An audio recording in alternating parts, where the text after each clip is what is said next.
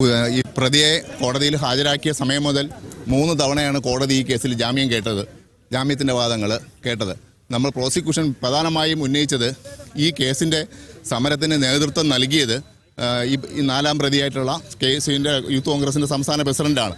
അദ്ദേഹം സമരത്തിൽ പങ്കെടുത്ത പ്രതികളെ അക്രമം കാണിച്ച പ്രതികളായ യൂത്ത് കോൺഗ്രസ്സുകാരെ ആരെയും തന്നെ ആ സമരത്തിൽ നിന്ന് പിന്തിരിപ്പിക്കുന്നതിന് വേണ്ടിയുള്ള യാതൊരു ശ്രമവും നടത്തിയിരുന്നില്ല. അതായിരുന്നു സമരം സംഘടിപ്പിക്കുന്നതിൻ്റെ ഉത്തരവാദിത്തം. അതിൻ്റെ നേതൃത്വത്തിലുള്ള ഈ പ്രതി ഈ കേസിലെ അദ്ദേഹത്തിൻ്റെ മുന്നിൽ നടക്കുന്ന അക്രമങ്ങളെ തടയുന്നതിന് വേണ്ടിയുള്ള യാതൊരു ശ്രമവും നടത്തിയില്ല എന്നുള്ളതാണ് ഞങ്ങൾ ഉന്നയിച്ച പ്രധാനപ്പെട്ട വാദം. രണ്ടാമത്തത്, ഇതിൻ്റെ ഈ സംഭവങ്ങൾ 3 കേസുകളാണ് ആ സംഭവത്തുണ്ടായത്. ആ സമയത്തുള്ള 3 കേസ് നടക്കുന്ന സമയത്തും പ്രതിയുടെ സാന്നിധ്യം അവിടെ ഉണ്ടായിരുന്നു. പ്രതിയുടെ പ്രേരണയിലാണ് മറ്റുള്ള സമരം ചെയ്യാൻ വന്ന മറ്റ് യൂത്ത് കോൺഗ്രസ് പ്രവർത്തകർ അക്രമം നടത്തിയത് എന്നുള്ളതായിരുന്നു പോലീസിൻ്റെ റിപ്പോർട്ട്. ഈ ഭാഗം ഞങ്ങൾ കോടതിയിൽ ഉന്നയിക്കുകയാണുണ്ടായത്. പിന്നെ മെഡിക്കൽ റിപ്പോർട്ടാണ് അന്തിമമായ ചർച്ചയിൽ വന്നത്. അതിൽ ഞങ്ങൾ ഉന്നയിച്ച വാദം ഏറ്റവും അവസാനം എടുത്ത മെഡിക്കൽ റിപ്പോർട്ട് വേണം ജാമ്യത്തിന് പരിഗണിക്കേണ്ടതെന്നുള്ളതാണ്.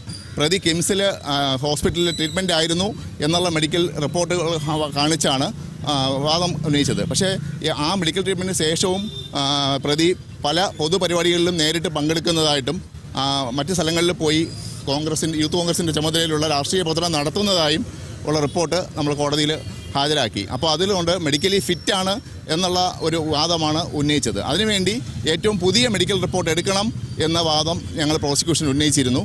അതനുസരിച്ചാണ് കോടതി വീണ്ടും ഈ പ്രതിയെ ഒരിക്കൽ കൂടി മെഡിക്കൽ പരിശോധന നടത്തുന്നതിന് വേണ്ടി തയ്യാറായത്. ഈ അറസ്റ്റിന്റെ ടൈമിങ്ങിനെ കുറിച്ച് എപ്പോഴും പറയുന്നത് പ്രതിഭാഗം ചൂണ്ടിക്കാണിച്ച് പുറത്ത് കോൺഗ്രസ് ഉന്നയിക്കുന്നു. പൊതുമണ്ഡലത്തിൽ വളരെ സജീവമായ ഒരാളെ ഈ പുലർച്ചെ വീട്ടിൽ കയറി അറസ്റ്റ് ചെയ്യേണ്ട ഒരു കേസാണോ എന്നുള്ളൊരു വാദം ഉന്നയിക്കുന്നത്. അതിനെപ്പറ്റി ഇൻവെസ്റ്റിഗേഷൻ നടത്തിയ ഉദ്യോഗസ്ഥർ പറയുന്നത് ഒരു ക്രമസമാധാന പ്രശ്നം ഒഴിവാക്കുന്നതിന് വേണ്ടിയാണ് രാവിലെ ഈ പ്രതിയെ ഒരു പബ്ലിക് സ്പോട്ടിൽ നിന്നും അറസ്റ്റ് ചെയ്യാതെ അദ്ദേഹത്തിൻ്റെ വീട്ടിൽ നിന്ന് അറസ്റ്റ് ചെയ്തത് എന്നാണ് വിശദീകരണം തന്നത്. പ്രതിപക്ഷ നേതാവ് ഉൾപ്പെടെയുള്ളവരുണ്ടല്ലോ. അല്ല, അതിനകത്ത് പ്രതിപക്ഷ നേതാവ് ആ സമയത്ത് അക്രമം നടക്കുന്ന സമയങ്ങളിൽ അദ്ദേഹത്തിന് സാന്നിധ്യം ഇല്ലായിരുന്നു.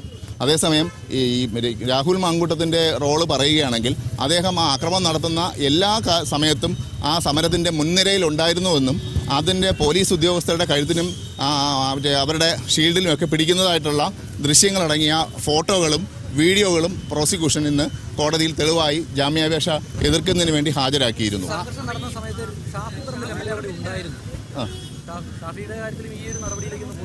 അതിനെപ്പറ്റി അറിയില്ല. ഇദ്ദേഹത്തിൻ്റെ ഏറ്റവും മുന്നിൽ നിന്ന് ഈ ആക്രമണങ്ങൾക്ക് ആരെയും പിന്തിരിപ്പിക്കാൻ തയ്യാറായില്ല എന്നുള്ളതാണ് ഞങ്ങൾ നേതൃത്വം എന്ന നിലയിൽ പിന്തിരിപ്പിക്കാനുള്ള ബാധ്യതയും കൂടി അത് സമരം നടത്തുന്ന ആൾക്കാർക്കുണ്ട്. അത് അദ്ദേഹം ചെയ്തില്ല എന്നുള്ളതാണ് പോലീസിൻ്റെ വാദം. 41 നോട്ടീസിൻ്റെ വാദം ഉന്നയിച്ചു. അതിനകത്ത് 2 പോയിൻ്റാണുള്ളത്. 7 വർഷം വരെയുള്ള ശിക്ഷ പറഞ്ഞിരിക്കുന്ന കേസിലാണ് 41A 41A നോട്ടീസ് മാൻഡേറ്ററി ആയിട്ട് കൊടുക്കേണ്ടത്. ഇവിടെ 333 എന്ന വകുപ്പാണ് അഡീഷണലായിട്ട് ചേർത്തിരിക്കുന്നത്. അക്രമത്തിൽ ഒരു പോലീസ് ഉദ്യോഗസ്ഥൻ്റെ കൈ ഒടിഞ്ഞതുകൊണ്ട് അത് ഗ്രീവിയസ് ഹർട്ട് ഒഫൻസിൽ 10 വർഷം വരുന്ന തടവുള്ള ശിക്ഷയ്ക്ക് 41A നോട്ടീസ് കൊടുക്കേണ്ട ആവശ്യമില്ല. 7 വർഷം വരെയുള്ള കുറ്റമുള്ള ശിക്ഷകൾക്കാണ് 41A നോട്ടീസ് കൊടുക്കേണ്ടത്. ഇവിടെ 10 വർഷമുള്ള ശിക്ഷ ഉള്ള വകുപ്പ് ഇതിനകത്ത് ഇട്ടിട്ടുള്ളത് കൊണ്ട് 333 വകുപ്പ് ഇട്ടിട്ടുള്ളത് കൊണ്ട് ഇത് ബാധകമല്ല. അങ്ങനെ ഒന്നും അറിയിച്ചിട്ടില്ല. ഇത് ഈ പ്രതിയുടെ ജാമ്യാപേക്ഷയെ പറ്റി മാത്രമാണ് ഇപ്പോൾ വാദം കേട്ടിട്ടുള്ളത്. Thank you.